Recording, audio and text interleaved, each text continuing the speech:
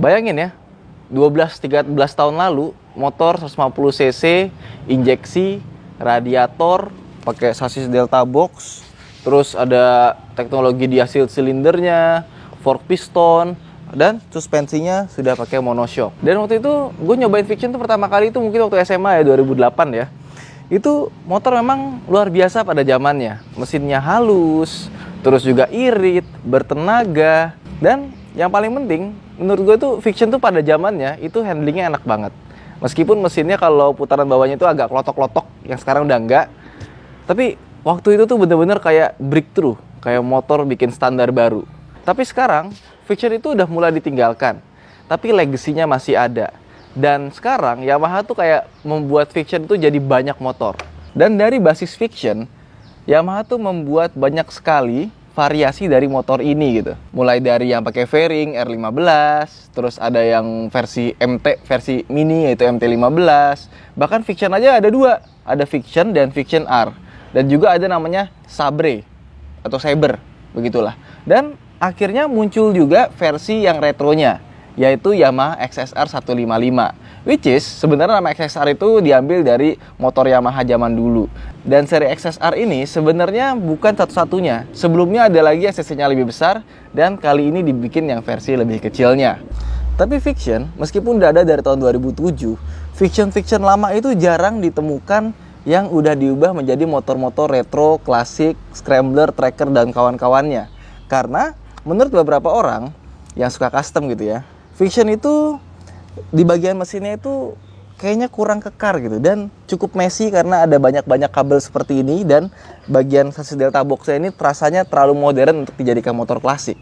Tapi lihat ini XSR 155 dengan basis sebuah Yamaha Fiction, dia bisa membuat motor retro yang bentuknya keren banget. Dan gue pertama kali lihat motor ini gitu ya, kalau di foto oke, di foto bagus, pas lihat langsung wow, ternyata motor ini keren.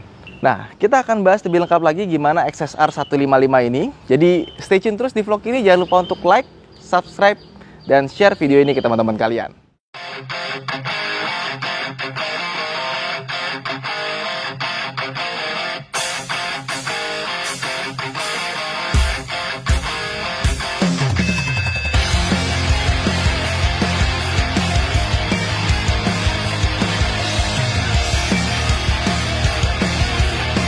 Jadi Fiction itu ada dua ya, ada Fiction biasa dan Fiction R.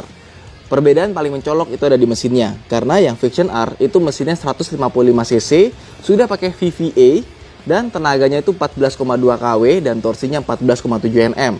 Dan mesin tersebut digunakan di 4 motor, di Fiction R, R15, terus juga di Yamaha MT15, dan juga di Yamaha XSR 155 yang kita review ini. Untuk mesin yang 150 cc biasa itu digunakan di Yamaha Fiction biasa dan di Yamaha Sabre. Nah, di mesin 155 cc ini tenaganya sama persis seperti Fiction, seperti MT15, seperti R15. Meskipun harusnya yang versi MT atau versi R15 itu harusnya dibikin berbeda ya. Karena kan MT15 itu kan master of torque, harusnya torque-nya bisa ditinggiin lagi gitu. Tapi ternyata di motor ini dibikin sama persis, plek-plekan. Terus mesinnya ini di bagian bawah sini itu dikasih warna hitam. Dan ini bautnya itu kelihatan banyak sekali, 1, 2, 3, 4, 5, 6, 7, 8, 9, 10, 11, 12, 13. Wah banyak lah ya. Tapi yang gue suka dari Yamaha, meskipun dia bautnya kelihatan, itu justru membuat dia tuh semakin gagah. Tapi ke bagian ke atas ini ya, ini silinder itu rasanya agak terlalu kecil. Maklum karena 155 cc. Dan kelihatannya yang seperti gue bilang tadi, agak messy gitu ya. Kelihatannya berantakan dan ribet.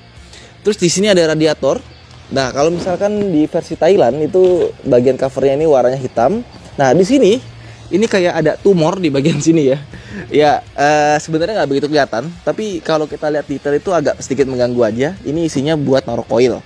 Terus di bagian samping sini ini dikasih cover warna hitam, ada tulisan XXR. Dan untuk bagian frame belakangnya ini dibikin lurus seperti ini. Dan ini gue suka ada aksen aluminiumnya seperti ini ya. Padahal ini plastik, bukan besi atau aluminium, tapi kelihatannya jadi keren dan necis. Dan kita lihat di bagian sini ya, ini footstepnya ini dibikin agak sedikit mundur. Jadi pas kita duduk seperti ini kayak naik motor sport yang footstepnya itu mundur ke belakang, kaki kita agak menyiku. Kalau dibikin agak maju sedikit, mungkin lebih enak lagi biar lebih santai. Knalpotnya ini juga dibikin kayak besar, jadi kelihatannya gagah dengan motif bolong-bolong seperti ini ya. Kelihatannya sih gagah gitu ya. Dan motor retro dia tetap pakai aluminium banana swing arm di bagian sini. Jadi tetap nuansa racingnya itu masih ada, dan sepertinya ini common parts dengan MT-15 dan R15. Cuma di bedanya itu warnanya dibikin hitam. Terus di bagian sebelah kiri, ini mesinnya kelihatannya lebih berantakan lagi dibanding sebelah kanan karena kabelnya 1, 2, 3, terus kelihatannya juga agak lebih kecil. Tapi dia di bagian bawah sini, dia dikasih guard biar nggak gampang, nggak juga sih. Ini plastik sih, bukan besi. Jadi tetap aja kalau misalkan kena sesuatu terbentur, dia tetap pecah. Sama di sini ada tangki radiator ditaruh di bagian bawah sini. Kemudian kalau kita lihat bagian atas ini, nah tangkinya ini dia pakai cover plastik atau pakai casing. Jangan pakai bahasa yang kurang bagus ya. Ini full plastik dan ukurannya 10,4 liter. Dan ini ada logo SSR yang kelihatannya timbul seperti dari besi, padahal ini dari semacam plastik. Kurang lebih kayak gitu. Sama ini tangkinya ya. Warnanya bagus, kelihatannya kayak metal, dan tulisan Yamaha-nya pun juga kelihatannya kayak kayak keluar gitu ya. Padahal ini plastiknya ini bukan plastik yang tebal gitu ya. Ini kayak plastiknya tuh gampang banget menyot, kita giniin aja tuh udah berubah gitu teksturnya. Kemudian di bagian depan tangkinya itu ada kunci, di mana dia punya kunci magnet juga penutupnya. Tapi sayangnya penutupnya ini dia nggak ada ininya, apa sih namanya, yang dipencet otomatis tutup. Biasanya ada beberapa motor yang udah kita lock gitu ya, kita kunci stang, dia langsung nutup gitu. Dia enggak, jadi harus kita tutup lagi secara manual seperti ini. Terus kuncinya ini mirip kayak kunci-kunci Yamaha Moge 155. Ini kalau kita buka, nah ini buat tangki bensinnya. Udah, gak ada yang spesial sih. Oke, nutupnya ternyata mesti diputar lagi juga. Oke, baru tutup. Sip. Nah, speedometernya ini salah satu yang gue suka karena dia kesannya retro futuristik gitu ya. Ini speedometernya sebenarnya tuh nggak sebesar itu gitu. Ini kecil banget karena lihat deh, bezelnya itu tebal banget di sini, dan speedometer tuh layarnya cuma segini doang. Cuma segini, kecil sekali sebenarnya. Di lingkar luarnya ini ada tachometer, dia sampai 11.000 rpm limiternya. Terus tengahnya kecepatan, ada posisi gear, terus ada MID yang bisa diatur dengan caranya ini, kita pencet kanan kirinya ya.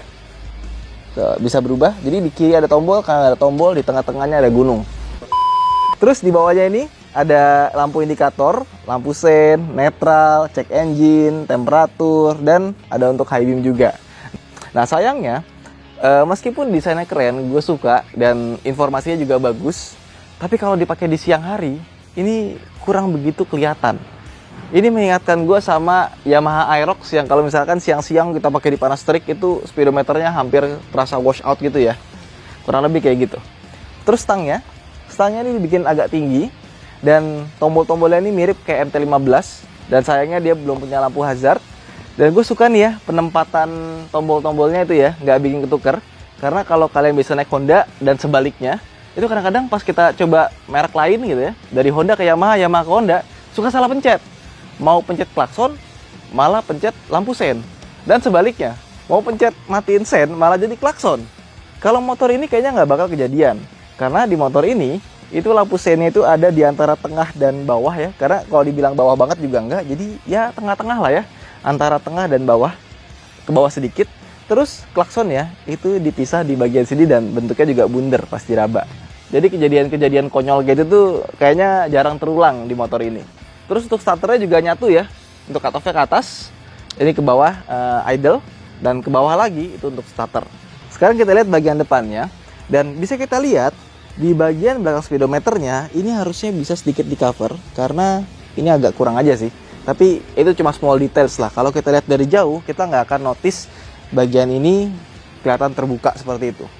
Dan kita lihat bagian ininya nih, lampu depannya top, bagus. Gue suka. Dia ada LED DRL-nya di bagian atas sini. Terus bagian atas ini untuk high beam, low beam-nya ada di bagian bawah. Di bawahnya ada tempat buat naruh plat nomor, sama ini nih. Ini persis sama kayak punya Fiction. Terus kita ke bagian bawah, dan kita bisa lihat dia sudah menggunakan suspensi depan upside down modelnya. Sama seperti MT-15 atau Sabre sebenarnya, cuman warnanya ini dibikin hitam, bukan warna yang emas atau kekuningan gitu ya. Nah, kalau di Thailand itu ada yang warna lain, dan salah satu tipenya itu ada yang warnanya itu dibikin gold sama kayak MT-15 atau Sabre. Ke bagian bawahnya lagi, spakbore ini juga kelihatannya keren, terutama bagian sini ya. Nah, kelihatannya kayak metal padahal dia plastik biasa. Terus velgnya, sayangnya dia disamakan sama dengan MT-15. Kalau misalkan dibikin velg jari-jari itu pasti lebih keren sih, karena kan ya motor retro velg jari-jari itu kesannya lebih gimana gitu dibanding pakai velg racing. Sisanya oke-oke aja sih. Dan yang gue suka dari motor ini adalah, perhatiin nggak dari tadi, gue nggak mengeluh sama sekali soal build quality-nya, karena memang build quality motor ini itu bagus, surprisingly dibandingin sama NMAX dan Yamaha lainnya. Ini adalah salah satu Yamaha dengan build quality yang paling bagus yang pernah gue lihat. Nah, sekarang kita bahas bagian belakangnya, dimulai dari jok. Nah, joknya ini sebenarnya ini kulit sintetis yang nggak mirip-mirip sama kulit sih pas kita pegang ya. Kayaknya kayak kasar gitu. Sintetisnya tuh bukan sintetis yang kelihatan bagus, tapi pas kita lihat dengan mata kepala sendiri itu kayak, wah ini kulitnya keren gitu ya. Tapi pas dipegang itu rasanya biasa aja. Nah, bagian joknya bisa kita buka menggunakan kunci. Dibuka gini ya. Ini buka ya. Oke. Bisa. Oh, ditarik. Rusak deh lama-lama. Nah, kita buka bagian dalamnya. Bisa kita lihat, pertama kita akan menemukan sebuah ruang storage yang agak lumayan untuk sebuah motor laki. Jadi kita bisa menyelipkan mungkin jas hujan yang tipis gitu ya. Terus kalau misalkan naruh jas hujan segala macam, pastikan tidak menutup lubang intake-nya, karena udaranya itu diambil dari sini. Sama dulu kalau nggak salah ada pengguna Bison gitu ya, dia protes kenapa motornya larinya nggak enak. Ternyata dia punya jas hujan nutupin bagian filter udaranya. Terus di sini ada akinya sama ada modul kelistrikan. Nah, di balik sini kita akan menemukan buku manual, ada buku servis juga. Ini naruhnya wah kenceng juga ya. Sama ada ini nih. Nah, obeng kembang. Ini obeng kembang. Kayak Doraemon.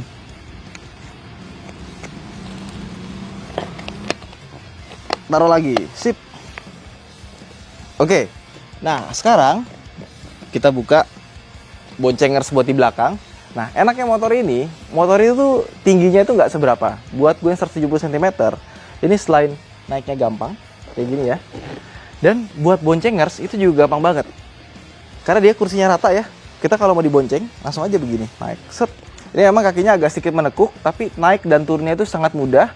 Terus buat kalian yang pengen pegangan, sayangnya di sini pegangannya itu tidak ada sepertinya. Ada sini mungkin sela-sela jok bisa dibuat pegangan, jadi mungkin pegangannya harus begini. Oke, lanjut ke belakang lagi. Di bagian belakangnya ini dia punya lampu belakang itu yang retro banget, dan ini udah LED. Terus kalau kita injak rem, set. Nah, ini tengah-tengah yang tadinya putih langsung berubah jadi merah. Lampu sennya dia belum LED, sama persis seperti Fiction. Dan di bagian plat nomornya ini dikasih lampu juga di bagian bawahnya. Lampunya masih warna kuning. Kemudian kita lihat bannya, dia menggunakan ban yang cukup besar. Ukurannya 140/70, yang depan 110/70. Dia juga bannya ini patternnya, dia pakai yang dual purpose sama seperti Honda ADV. Jadi buat kalian yang mau lurus-lurusan, kebut-kebutan atau nikung-nikungan, sebaiknya agak hati-hati karena bannya ini dual purpose, bukan ban buat sport atau slick atau semacamnya gitu ya. Dan rem belakangnya juga sudah cakram sebagaimana Fiction yang kita kenal.